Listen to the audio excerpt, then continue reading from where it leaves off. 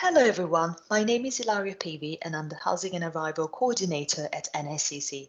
I am incredibly excited to show you how to use the iCent app and to make the most of it by planning for your move to Nova Scotia. The iCent app is an app that is free for all students, international or domestic students. I think is definitely more useful for international students as it contains some links that are specific to this group of students, such as immigration advice and so on. However, if you are a domestic student moving from a different province of Canada and you want to get to know your campus, find housing information, knowing more about Nova Scotia in general, I definitely see value for you in using it. So let's move on and learn how to download the app first of all. So you need to take your phone, obviously, and you also have to have your login details. So you need to have your student number, also called W number, and your NSCC email, which is your W number at nscc.ca. Then you want to have your NSCC password, which has been emailed to you by NSCC. Once you've got these login details, you go on your phone where you download the app and you look under iCent. Once you found it, there will be, and it's the second screenshot, there will be a list of countries that you have to select from. Choose Canada. As for your institution, choose NSCC. The next step for you is to select NSCC International Students. You will be asked to use your login details, and now you have, and then the last screenshot is where you see how the app looks like, which is also this.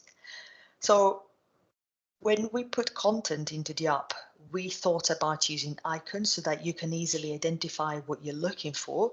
If you're very curious to know about transportation options in your community, there's an icon there.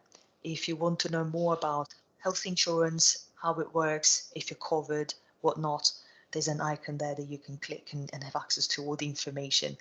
If you need to know how to look for housing, there's also something there. So it's really an interactive guide that I suggest you start exploring now for your move in the fall. It's dense, there's a lot of content, but it's also an app that you can have in your phone. So make the most of your time. If you have 10 minutes of spare time one day, because maybe you're waiting for your children to finish school, and you're picking them up. Well, use the app. You're waiting for the bus, 20 minutes, use the app. Always have it with you and build up your knowledge. I'm going to show you more in detail just so that you have a better idea, a couple of icons. And I think the first one is the housing icon. All students who are moving to Nova Scotia need to find housing. And I really think that you should follow the steps from 1 to 6, and even 7, obviously. Being a good tenant is very important. But if you follow the steps from 1 to 6, you find all the things that you need to know, from identifying your housing needs and understanding what kind of housing you're looking for and what is available in your community, to how do you actually get the house, how do you find it, and what is a rental application. We will all come from very different countries, and so some students don't really know when they apply for housing how to have a strong rental application and how to be successful in getting the place that they want. So start from 1, go down up to 7, and then also explore the rest of the app.